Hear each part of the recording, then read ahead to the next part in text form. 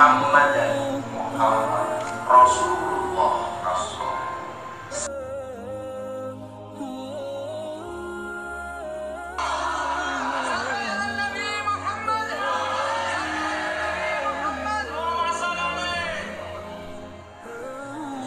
Banyak saudara yang masih kafir atau non-Islam dari berbagai latar belakang sosial, etnis, dan asal muasalnya, baik kalangan artis, intelektual, pendeta, bahkan misionaris kelas dunia. Mereka dengan bangga kembali kepada agama fitrahnya. Tidak sedikit dari mereka sangat mendambakan dirinya bisa menjadi mu'allaf atau masuk Islam. Namun tragis, kerap kali harapan itu tiba-tiba atau terpaksa kandas gara-gara kesalahan salah seorang warga muslim atau tokoh agama yang salah dalam memberikan penjelasan perihal Islam. Bahkan tidak sedikit orang yang sudah menjadi mu'allaf justru mendapat perlakuan tidak baik dari warga muslim, seperti apa yang pernah dialami oleh Ustazah Ibu Dewi, salah seorang mantan misionaris Kristen. Ketika beliau menghadapi gugatan dari ibu kandungnya sendiri karena keyakinan Islam yang dianutnya, justru Ibu Dewi mendapatkan cemooh dari sahabat muslimahnya. Siapa suruh Ibu Dewi masuk Islam?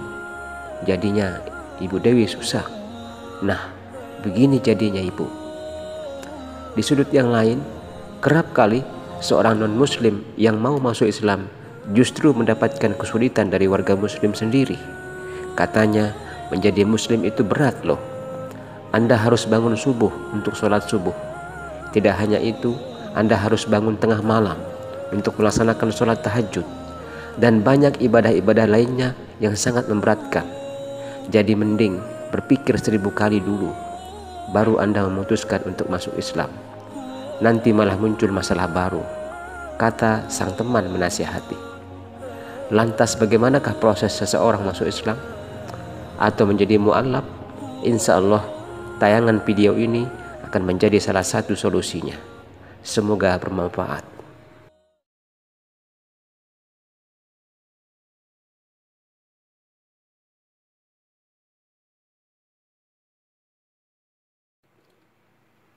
Assalamualaikum warahmatullahi wabarakatuh. Alhamdulillahirabbil alamin, hamdan katsiran thayyiban mubarakan fih. Alhamdulillahirabbil alamin. Segala puji bagi Allah Subhanahu wa taala. Semoga kabar antum semua dalam keadaan sehat walafiat, selalu dalam keberuntungan. Hari ini lebih baik dari hari-hari kemarin. Ini menunjukkan bahwa kita dalam keadaan bahagia atau beruntung, karena kebahagiaan itu ada di dalam hati kita, tentang sikap kita dalam menyikapi, dalam menjalankan hidup ini. Itulah yang paling penting, dan yang lebih penting lagi adalah bagaimana mindset kita, paradigma kita dalam menyikapi hidup, dan bagaimana kacamata kita tentang akhirat. Maka orang-orang yang senantiasa bahagia adalah orang-orang yang menjadikan akhirat sebagai tujuannya dan dunia hanya ada di tangannya. Para sahabat Nabi Shallallahu Alaihi Wasallam menjadikan akhirat sebagai tujuannya, maka senantiasa di hatinya. Dan adapun urusan dunia itu hanya cukup di tangan saja. Dia kapanpun bisa saja lepas. Maka ketika lepas, tidak ada rasa khawatiran, tidak ada kebimbangan, tidak ada sesuatu hal yang disesalkan, karena dunia hanya ada di hati kita, hanya ada di tangan kita. Sedangkan akhirat adalah ada di dalam jantung kita, dalam hidup kita. Maka tidak heran kalau kemudian kita lihat sejarah, kita baca hadis Nabi Sallallahu Alaihi Wasallam, banyak di antara para sahabat Nabi Sallallahu Alaihi Wasallam yang gara-gara tidak bisa melaksanakan ibadah sholat, atau lolos daripada ibadah sholatnya, atau dalam urusan lolos tidak ikut berjamaah saja, mereka sangat kehilangan, mereka sangat menyesali, mereka sangat rugi rasanya. Demikian juga orang-orang yang serupa dengan itu, maka dia akan senantiasa menjaga ibadahnya agar dia tidak terlepas daripada amaliyah atau ritual-ritual yang biasa ia lakukan. Maka beruntunglah orang-orang yang senantiasa melazimkan hidupnya dengan ibadah kepada Allah Subhanahu wa taala. Sebagaimana dia berharap bahwa ketika Allah mematikan dia, mati dalam keadaan husnul khatimah. Maka wala tamutunna illa wa antum muslimun. Allah berfirman, janganlah kamu mati dalam keadaan kecuali mati dalam keadaan Islam. Ini menunjukkan bahwa lawan daripada itu, kita harus hidup di atas Islam. Mati pun mati dalam keadaan Islam. Karena apabila kita mati tidak membawa Islam, maka celaka. Itulah sebabnya ada seorang mu'alaf, Irina Handono, kemudian juga Ibu Dewi, ya, tegas mengatakan, saya khawatir kalau saya kembali kepada Tuhan saya, kembali di akhirat nanti, saya tidak membawa Islam, maka rugilah saya. Maka dia berharap seluruh keluarganya bisa masuk Islam, tetapi kemudian qadarullah itu tidak bisa dilakukan karena sesungguhnya ibadah, karena sesungguhnya bahwa hidayah datang dari Allah Subhanahu wa taala. Adapun kita sebagai manusia hanya bersifat manusia yang diperintahkan untuk berikhtiar kepada Allah Subhanahu wa taala dengan ikhtiar yang maksimal, ikhtiar yang ikhlas karena Allah Subhanahu wa taala. Selebihnya perkara hidayah memang datang dari Allah Subhanahu wa taala. Kalau kemudian banyak di antara umat sebelumnya dari kafir berbondong-bondong berhajat besar untuk masuk Islam, pada hakikatnya mereka adalah kembali kepada fitrah, kepada agama fitrah. Karena setiap individu mukmin, karena setiap manusia dari rahim manapun dia keluar, atau dia dari ibu bapak kafir, maka semuanya dalam keadaan fitrah. Kullu mauludin alal fitrah. Nabi bersabda, setiap anak Adam yang terlahir dalam keadaan fitrah, dalam keadaan beriman kepada Allah Subhanahu wa taala. Kenapa demikian? Karena Allah Subhanahu wa taala telah menyatakan hal ini dalam surah Al-A'raf ayat 172, bahwa setiap insan, setiap ruh itu ditanya oleh Allah Subhanahu wa taala dan diangkat sumpah atas mereka ketika Allah mengatakan alastu birabbikum, apakah aku ini Rabb kalian? Maka manusia atau ruh itu menjawab, bala syahidna, saya bersaksi bahwa engkau adalah Rabb yang berhak aku ibadahi, satu-satunya Rabb yang berhak aku ibadahi tanpa sekutu bagimu. Itulah hakikat daripada sumpah janji manusia ketika di dalam rahim ibunya atau di alam roh, di alam rahim, yang kemudian dia terlahir membawa sumpah janjinya itu. Karena itulah Allah mengatakan, Nabi bersabda bahwa setiap anak Adam yang terlahirkan itu semua dalam keadaan fitrah, dalam keadaan beriman kepada Allah Subhanahu wa taala. Maka terhadap fenomena banyak para mu'allaf hari ini yang sudah resmi kembali kepada Islam, kembali kepada fitrahnya, ini menunjukkan bahwa memang bahwa manusia itu hanya beragama Islam. Memang bahwa manusia itu hanya diperintahkan untuk beragama Islam, untuk memeluk Islam, untuk menjadikan Islam sebagai way of life, jalan hidupnya, pedoman hidupnya. Karena Allah Subhanahu wa taala mengatakan, inna dina indallahil Islam, sesungguhnya agama yang paling diridhoi oleh Allah Subhanahu wa taala Islam. Al-yawma akmaltu lakum dinakum wa atmamtu alaikum wa raditu lakum al-Islam madina. Nah, ini ayat ini disampaikan oleh Nabi Sallallahu Alaihi Wasallam ketika haji wada pada hari Jumat, ketika Nabi mengatakan bahwa pada hari ini Allah Subhanahu wa taala sempurnakan agama dan telah disempurnakan nikmat atas kalian, dan Allah Subhanahu wa taala meridhai kalian atas Islam. Maka sungguh celaka orang-orang yang mengatakan bahwa jangan bawa agama. Bahwa agama adalah itu politik identitas, bahwa orang-orang yang membawa agama adalah orang-orang yang mengganggu, orang yang menghambat kemajuan. Nah, omongan-omongan semacam ini adalah omongan-omongan dari orang-orang yang fobia kepada Islam, omongan yang berasal dari orang yang anti kepada Islam. Orang yang anti kepada Islam berarti anti kepada Allah. Jadi kalau anti kepada Islam, anti kepada Allah, jadi tidak akan mungkin dia akan bisa menghargai manusia, karena sudah anti kepada Islam, anti kepada Allah. Iblis saja masih percaya kepada Allah. Iblis yang disebutkan oleh Allah Subhanahu wa taala sebagai rajanya makhluk yang menjadi pengganggu, yang dibiarkan hidup sampai hari kiamat oleh Allah Subhanahu wa taala, menjadi ujian bagi orang-orang beriman, bagi manusia. Maka dia pun masih mengakui adanya Islam. Iblis pun masih mengakui adanya Allah. Yakin bahwa Allah itu ada. Yakin bahwa Allah itu maha sempurna. Tetapi kemudian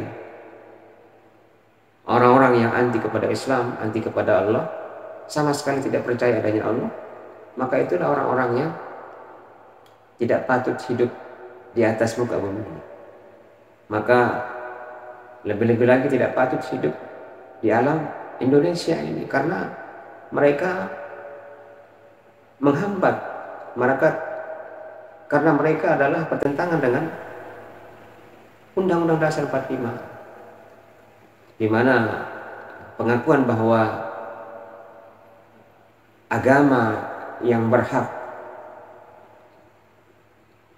hidup subur di negeri ini adalah agama yang mengakui adanya Allah Subhanahu wa taala, mengakui adanya Tuhan semesta alam. Sebaliknya orang-orang yang berusaha untuk menghilangkan agama dalam kehidupan kita berarti tak lain dan tak bukan tujuannya adalah untuk merusak, destruktif, untuk merusak tata kehidupan manusia. Apa jadinya kalau tidak beragama? Ya, maka akan rusak.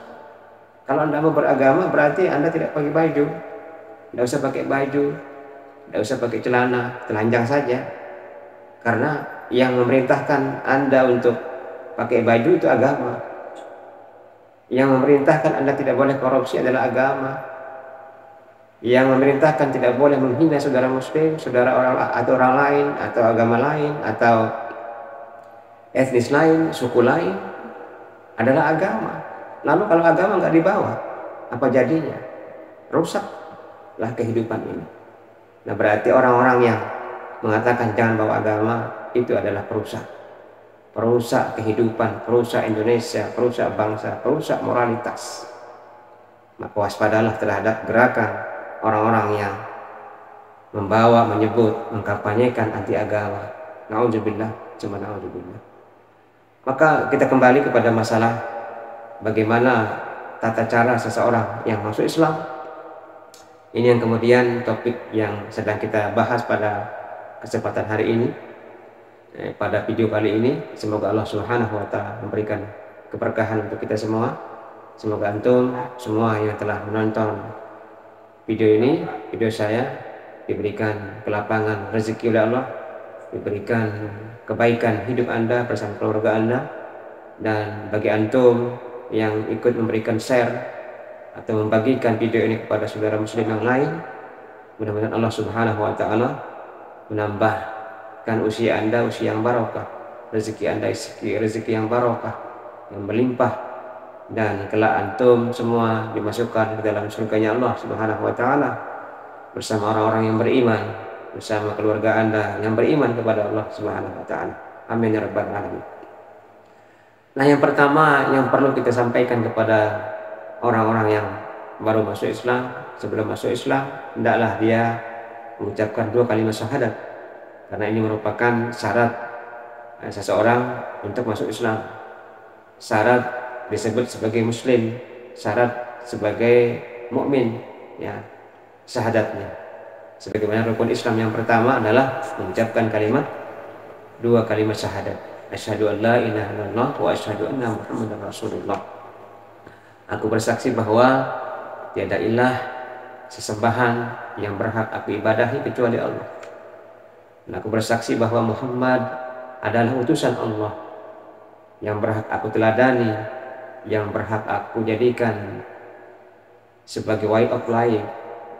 Karena Nabi mengatakan bahwa ati'ur rasul faqad ata Allah. Barang siapa yang mentaati Rasul, berarti dia telah mentaati Allah Subhanahu wa taala. Maka orang-orang yang tidak mau patuh kepada risalah yang disampaikan oleh Nabi, berarti dia sekaligus dia ingkar kepada Allah Subhanahu wa taala. Dia durhaka kepada Allah Subhanahu wa taala. Auzubillah, tsumma na'udzubillah. Kemudian yang kedua adalah disunahkan bagi orang yang mu'allaf, orang yang baru masuk Islam itu hendaklah dia berhitan, sebagaimana salah seorang sahabat Qais bin Asim ketika dia masuk Islam langsung bertemu dengan Nabi SAW. Hadis ini diriwayatkan oleh Imam Ahmad, ya. Kemudian Qais bin Asim menyampaikan hajatnya untuk masuk Islam, lalu setelah bersyahadat, lalu Nabi memerintahkan dia untuk mandi, ya, besar, kemudian airnya itu dicampur dengan daun bidara. Ada yang mengatakan bahwa bidaranya boleh sembarangan jumlahnya, bisa ganjil, bisa genap, tetapi dianjurkan dengan mengambil 7 lembar atau ganjil, ya. Ini selain daripada membersihkan kuman, ya, fungsi daripada daun bidara juga sekaligus untuk membersihkan dari gangguan setan jin yang bersemayam baik di dalam tubuh kita ataupun di dalam atau di luar tubuh kita. Karena setan jin bahkan masuk ke dalam nadi pembuluh darah seseorang. Jadi bersemayam, naik turunnya darah kita juga masuk dalam gangguan jin, gangguan setan, ya. Tidak semata-mata itu gangguan daripada penyakit medis, tetapi itu merupakan bagian daripada gangguan setan jin, la'natullah alaih. Nah, kemudian yang berikutnya adalah setelah kita menuntun para mu'allaf ini dengan mandi besar, kemudian perintahkan dia untuk berhitam sebagaimana disyariatkan oleh Nabi SAW. Adapun kemudian boleh dilakukan sebelum bersyahadat ataupun setelah bersyahadat, ya. Berhitan boleh dilakukan sebelum maupun setelah dia bersyahadat, ya, sampai kemudian bahwa dia betul-betul siap untuk melakukan hitam. Masyarakat muslimin, para pemirsa yang dirahmati oleh Allah Subhanahu wa taala. Kemudian yang berikutnya adalah bimbingan yang harus kita sampaikan kepada para mu'allaf. Hendaklah para mu'allaf itu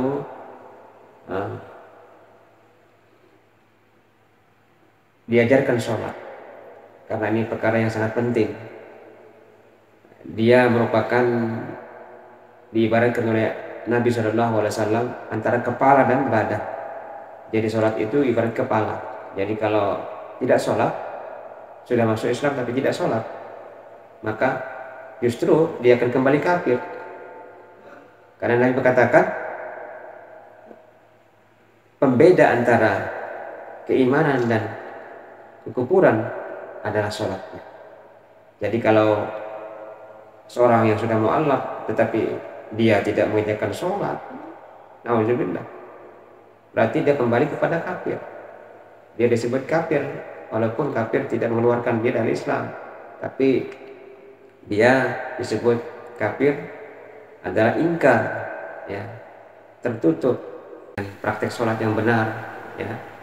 Kemudian walaupun dia tidak bisa membaca bacaan-bacaan tambahan seperti surat-surat pendek atau surat-surat yang lain ya, tetapi cukup diajarkan Al-Fatihah ya, karena ini rukun. Adapun yang lain-lainnya seperti ayat-ayat pendek dan ayat-ayat lainnya itu termasuk sunnah, walaupun tidak dibaca tidak apa-apa. Demikian juga rukun-rukun yang lainnya dari rukun yang jumlahnya 13 dari rangkaian sholat itu harus diajarkan dengan baik dan benar, karena kalau tidak maka ini akan berbahaya bagi keislamannya.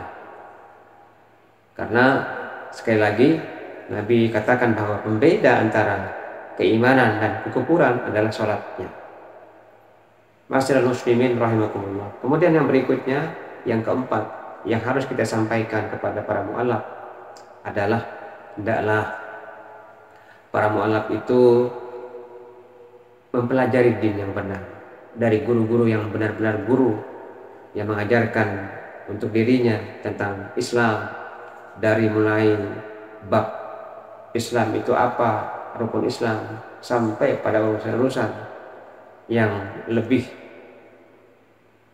penting lagi, terutama akidah atau tauhid itu apa rukun-rukun tauhid, ada berapa rukun tauhid, ada berapa syarat-syarat la ilaha illallah dan seterusnya. Nah ini penting, harus diketahui. Ada berapa hal yang wajib diketahui oleh setiap muslim. Di antaranya adalah yang dikenal dengan usul salasah, 3 hal penting ya, 3 hal dasar fondasi yang wajib bagi setiap individu muslim yang wajib diketahui. Di antaranya adalah ma'rifatullah, kemudian ma'rifatul rasul, dan ma'rifatul Islam. Ini sangat penting. Nanti pada pembahasan lain kita akan coba bahas masalah ini. Nah ini yang penting ya, mengajarkan atau membimbing dia kepada Islam yang benar, mengajak dia untuk berkumpul kepada majelis-majelis ilmu dengan guru-guru yang benar-benar guru yang ikhlas karena Allah Subhanahu wa taala, bukan guru-guru yang mencari ketenaran, bukan guru-guru yang mau dipuji, mau dijadikan sebagai Tuhan, dalam arti kata bahwa salah pun kita disuruh untuk ikut dia. Tidak boleh terjadi, karena memang ada ya guru-guru yang seperti itu yang sangat berbahaya. Memang disebutkan oleh Nabi SAW bahwa ada ulama su, ada juga ulama akhirat, ulama yang menyuruh kepada kebenaran. Nah ulama su inilah yang kemudian dikhawatirkan oleh Nabi SAW. Bahkan Nabi katakan bahwa ujian yang paling berat selain daripada Dajjal adalah guru atau ulama. Jadi Dajjal itu adalah musuh yang sangat besar, ujiannya, fitnah yang sangat besar. Tetapi Nabi katakan bahwa yang paling besar, yang paling ditakutkan selain Dajjal adalah seorang ulama, seorang alim yang menyeru kepada kebatilan ya. Yang seharusnya dia menyeru kepada al-haq, justru dia menyeru kepada kebatilan. Perintah-perintah, seruan-seruan, fatwa-fatwa sesat hilang. Walaupun dia gelarnya sebagai ulama, walaupun gelarnya berderet-deret ya, dari awal namanya sampai akhir namanya hafizahullah bila perlu, maka kalau dia mengajarkan, menyerukan kepada kebatilan, maka wajib hukumnya untuk menolak, bahkan menasihatinya bila perlu. Karena akibat daripada kerusakan yang disampaikan itu sangat berbahaya bagi kelangsungan hidup, bagi agama kita, bagi kehidupan kita. Karena rusaknya masyarakat itu adalah diawali oleh rusaknya ulamanya. Kalau ulamanya rusak, maka rusaklah umat ini, rusaklah umat manusia ini. Ma'asyiral muslimin rahimakumullah, semoga Allah Subhanahu wa taala melindungi kita dari amaliyah yang buruk, dan Allah Subhanahu wa taala senantiasa membimbing kita dari berbuat yang haram, dan semoga Allah Subhanahu wa taala senantiasa menghindarkan kita dari hal-hal yang syubhat sekalipun, karena syubhat itu dekat dengan keharaman. Maka makan minum kita hendaklah dari makan minum yang halalan thayyibah, sebagaimana yang diperintahkan oleh Allah dan diperintahkan oleh Nabi Shallallahu Alaihi Wasallam. Semoga hal ini bermanfaat untuk kita semua, terutama untuk diri saya sendiri dan wabil khusus untuk antum semua. Semoga Allah Subhanahu wa Ta'ala mencatat apa yang antum tonton hari ini dihitung oleh Allah Subhanahu wa Ta'ala sebagai ibadah, dan kekurangannya tentu berasal dari diri saya sendiri, dan kebenaran tentu datangnya dari Allah Subhanahu wa Ta'ala. Saya beristighfar, silahkan antum memberikan komentar yang baik, komentar yang membantu saya untuk senantiasa baik, senantiasa lurus pemahaman saya. Karena saya apabila terdapat kesalahan yang menyimpang dari Al-Quran dan Sunnah, berarti itu bukan pendapat saya. Wallahu a'lam bishawab. Wassalamualaikum warahmatullahi wabarakatuh.